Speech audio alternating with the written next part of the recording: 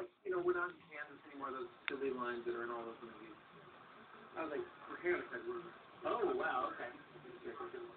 Are you a big movie fan, a movie goer? I go when I have a chance. To tell you the truth, I haven't watched a lot of movies in the past year, but yeah, pretty busy. Do you advise people, like, do you go to senior houses and help them? No, usually they come to me. Yeah. So I work at a hospital, but I also work at a clinic on Saturdays. So I do one-on-ones in the hospital. I do one-on-ones, but I'm also on the floors, assessing patients that are admitted into the hospital. And now, are these people with a big overweight problem or a serious heart problem that come to you? A majority is for weight management. And how do they get there? I mean, is it overeating? Is it eating wrong foods? Is it both? It's kind of overeating, but a lot of people who are overweight or obese, they don't eat much at all. They eat maybe one meal a day. Yeah, their metabolism is so slow. Is that a genetic thing, or is that because they haven't run? I mean, isn't it true if you eat a lot of little meals, that gets your engine going? Yes. That's how you do it? Yeah. But that's a very interesting thing, is that you would think that most overweight and obese people just chomp down on all the food, but a lot of the patients that I've seen, they don't really eat much at all. They don't eat much at all, and yet they're overweight. So how do you help them? So it's that process that they got, how they got to that point. So I try to get them back on track to eating a breakfast, eating a lunch, eating a dinner, eating small meals, getting to exercise, and it becomes so difficult when you get that big, because then they start having physical limitations, and they can't do all the exercises that normally I would recommend for you or myself. So it's challenging. How do you handle the emotional and psychological aspect of obesity? Because that's a big component of it, right? It can be, especially for women too. It's very emotional for them. But you just kind of take every person individually. For some people, they have much more emotional connection with food, and other people don't. So it's really individual. So someone's mobility is limited because of their obesity. What is an exercise maybe that you recommend, that you try to? Yeah, there's a couple different ones that I would recommend. One is aquatic exercises. Oh, the water. In the water. Good way to start. Yeah, there's not as much pressure on the joints when you're in the pool. Also, doing the bike, like stationary bike, because the load is not now on your knees, or it's now on the bottom. Chair exercises. Sitting in a chair, there's a lot of exercise videos that you can get where you're sitting in a chair and you're doing exercises. Can you actually exercise in the chair? Yes.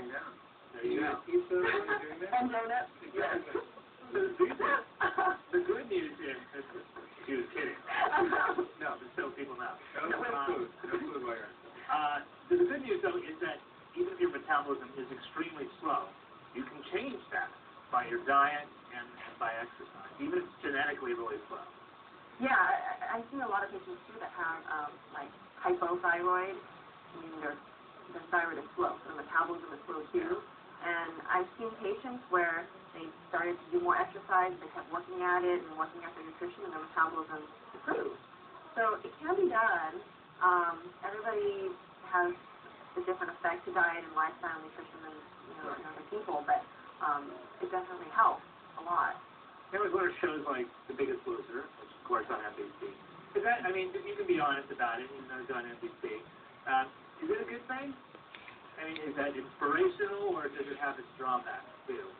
I think it's a little bit of both. I think it's inspirational for those people who feel like, oh, I can't do this, but if other people have done it, then it gives them more motivation to try and do something on their own.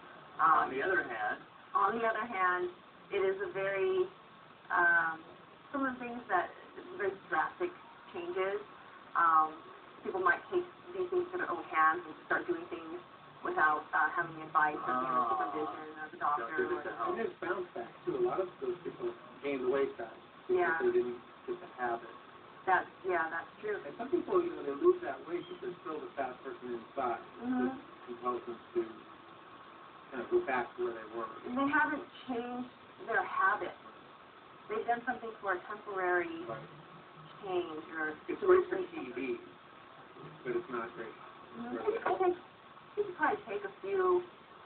things from the show that if you incorporate it into your life, if you maintain that for the rest of your life, then that would be good. But a lot of times people go on diets and then they lose the weight and then they stop the diet and they just gain all the weight back and they do more. I think there was an article in LA Times today about surgery. There are more surgeries now available for obesity. Not just the one that Al Roker got. Was that what it is? What are they? You get bypass, you get lap band, and you get stiffness. Yeah, usually lap band or the bypass is the most common.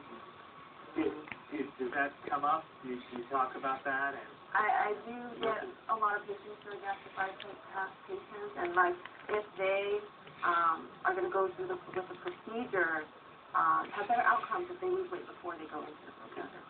do you think they were good overall? For some who are extremely obese or overweight, yes, it has helped if they have diabetes. Diabetes actually goes away once they have that procedure. Oh, wow.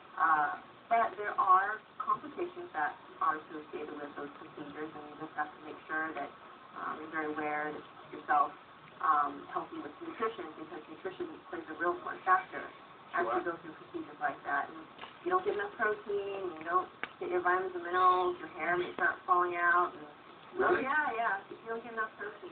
Wow. But that's... That won't happen. Yeah, you got a lot of hair. It's the feed. Let's talk about your education. What is your education? Are you PhD? No, I wish I was. That'd be nice. I don't know if I'm going to go for my PhD, but I have a bachelor's from UCI in biology, and then I have a master's in nutrition from UCLA. As long as it's not SB. Right. We're happy. How about, are you single? The guys out there want to know. More about you. Yes, I am single. Single and ready to mingle? She's single and ready to mingle. All right. If you want to date her, Vanessa, just contact us here at the station. You didn't know you were coming on the dating game. Yeah. The Bachelor or whatever. Oh, God. In just a moment, you're watching America wants to know.